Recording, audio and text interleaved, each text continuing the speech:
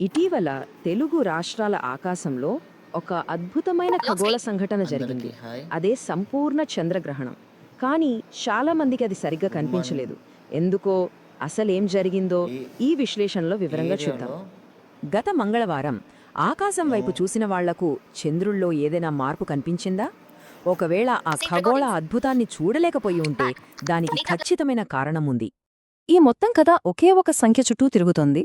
అదే 22 నిమిషాలు. ఇంతకీ ఏంటి ఈ 22 నిమిషాల కథ? దీనికి మనకు కనిపించిన గ్రహణానికి సంబంధమేంటి? 22 నిమిషాలే తెలుగు రాష్ట్రాలలోని ప్రజలు ఆ రోజు గ్రహణాన్ని చూడగలిగిన సమయం. అది సంపూర్ణ గ్రహణం కాదు, కేవలం పాక్షికంగా ముగుస్తున్న గ్రహణం మాత్రమే. ఇది చాలా మంచి ప్రశ్న.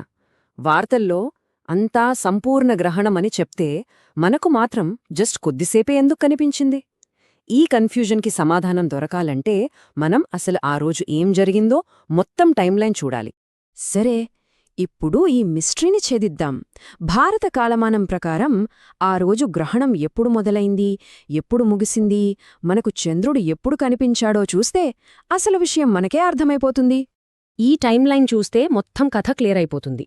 గ్రహణం మొదలైందే మధ్యాహ్నం 2:13 అప్పుడు మనకు ఫుల్ డే లైట్. సూర్యుడు ఆకాశంలో ఉన్నాడు. అంటే గ్రహణంలో అత్యంత ముఖ్యమైన, అద్భుతమైన సంపూర్ణ దశ మొత్తం మనకు పగటిపూటే జరిగిపోయింది. మనకు చంద్రులు కనిపించే టైంకి, అంటే సాయంత్రం 6:22కి అప్పటికే అసలు కథ దాదాపు ముగింపు దశకు వచ్చేసింది. ఈ టైమింగ్ ఎంత కీలకమో ఇంకా బాగా అర్థం చేసుకోవడానికి దీనిపై నిపుణులు ఏమంటున్నారో చూద్దాం. ఈ వివరాలు మనకు అందించింది హైదరాబాద్లోని ప్లానెటరీ సొసైటీ ఆఫ్ ఇండియా అధ్యక్షుడు రఘునందన్. చూశారు కదా, ఆయన చెప్పిన దాంట్లోనే ఉంది అసలు పాయింట్. చంద్రోదయం అయ్యేసరికే చంద్రుడు ఆల్రెడీ గ్రహణం నుంచి బయటకు వస్తున్నాడు. అంటే మనం చూసింది గ్రహణం ప్రారంభం కాదు, దాని చివరి అంకం మాత్రమే. ఈ చివరి దశకే ఒక టెక్నికల్ పేరుంది. అదే గ్రహణ విముక్తి దశ.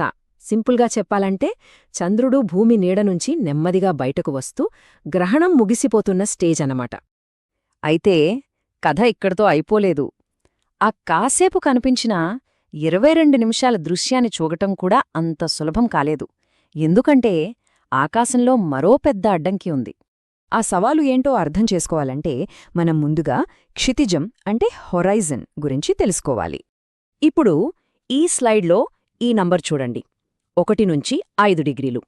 ఇదే ఆ రోజు చాలామంది గ్రహణాన్ని చూడలేకపోవడానికి ఇంకో ముఖ్య కారణం. అసలు దీని అర్థమేంటి? అంటే చంద్రుడు ఉదయించే సమయంలో ఆకాశంలో చాలా కిందకున్నాడు. మనకు ఎదురుగా ఉన్న భవనాలు, చెట్లకు చాలా దగ్గరగా. క్షితిజం నుంచి కేవలం 1 నుంచి 5 డిగ్రీల ఎత్తులో మాత్రమే. సుమారుగా చెప్పాలంటే మన చేతిని ముందుకు చాచి 3 వేళ్లను అడ్డం పెడితే క్షితిజానికి చంద్రుడికి మధ్య గ్యాప్ అంతే ఉంటుంది. అందుకే దాన్ని స్పష్టంగా చూడడం చాలా కష్టమైంది. ఒక్క మాటలో చెప్పాలంటే మనకు సమయం చాలా తక్కువ. ఆ తక్కువ సమయంలోనూ చంద్రుడు ఆకాశంలో మరీ కింద ఉన్నాడు. ఈ 2 కారణాల వల్ల చాలా ఓపికగా సరైన ప్రదేశం నుంచి చూసిన వాళ్లకు మాత్రమే ఈ గ్రహణం కనిపించే అవకాశం దొరికింది. ఈ అనుభవం మనకొక విషయాన్ని స్పష్టంగా గుర్తుచేస్తుంది. ఈ విశ్వంలో జరిగే అద్భుతాలు చాలా పెద్దవి.